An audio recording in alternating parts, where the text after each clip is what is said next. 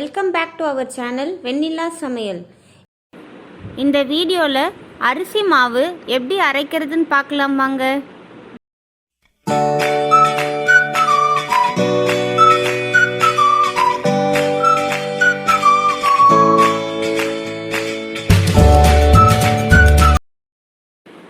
பச்சரிசி நல்லா வாஷ் பண்ணிவிட்டு ஒரு 2 hours ஊற வச்சுருங்க. ஊற வச்ச அரிசியை ஒரு ஸ்ட்ரெயினரில் வடிகட்டிடுங்க. ஒரு ஒயிட் கிளாத்தில் அரிசி எல்லாத்தையும் இந்த மாதிரி ஸ்ப்ரெட் பண்ணி விட்டுக்கோங்க.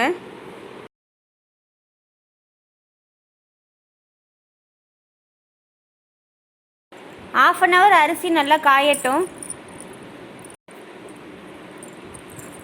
அரிசி கையில் எடுத்தால் இந்த மாதிரி ஒட்டாமல் வரணும்.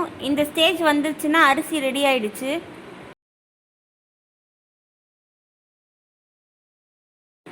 காய வச்ச அரிசி எடுத்து ஒரு மிக்ஸி ஜாரில் ட்ரான்ஸ்ஃபர் பண்ணிக்கலாம்.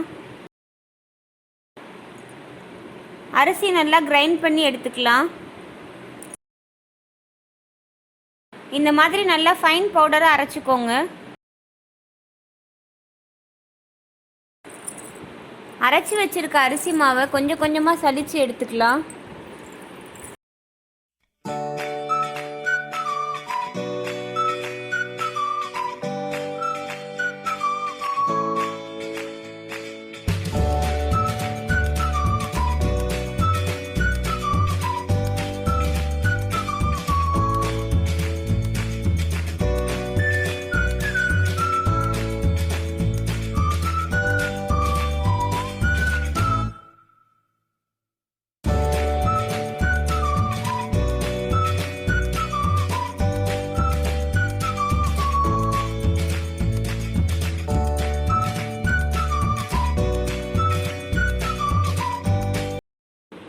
லோ ஃப்ளேமில் நல்லா வறுத்து எடுத்துக்கோங்க.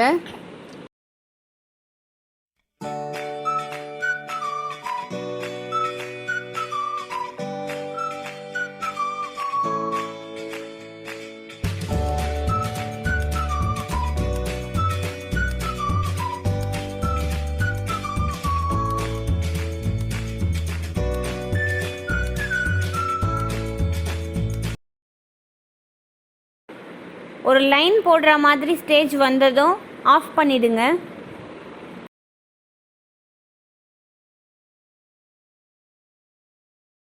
ஃபைனலாக இன்னொரு தடவை சலிச்சு எடுத்துக்கலாம்.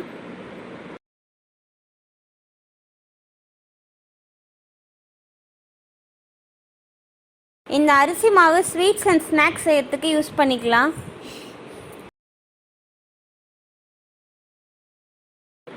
ஏர்டைட் கண்டெய்னரில் ஸ்டோர் பண்ணி வச்சுக்கோங்க. 2 months வரைக்கும் நல்லாயிருக்கும்.